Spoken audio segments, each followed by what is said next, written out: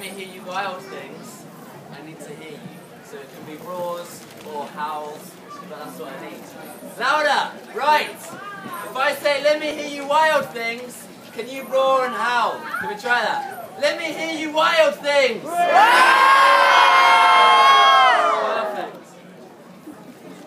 We live in a world where being childish is frowned upon.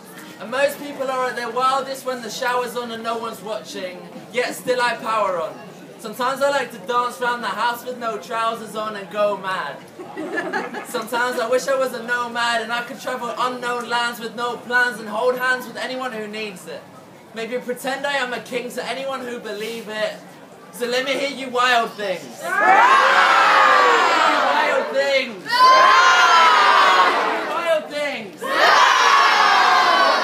In a child thing, because life, it's an emotional pick and mix. It's a balancing act trying to cope with all the different bits, the angst-ridden bits, the wish they could stay hidden bits, the self-doubt that hangs about no matter how you try to get rid of it. Because sometimes people can be unkind. All it takes to break away the rain is the sunshine. And I've sat through hurricanes, wishing that the sun will stay, that I could run away to a place where we have fun all day, a place where we can run all day.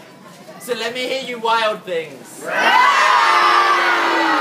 things. Wild things.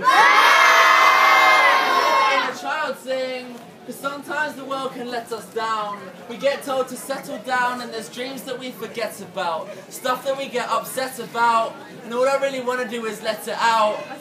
So let me hear you let it out. Gnash those terrible teeth and show those terrible claws and roll those terrible eyes and roar those terrible roars. I said gnash those terrible teeth and show those terrible claws and roll those terrible eyes and roar those terrible roars. Let me hear you wild things.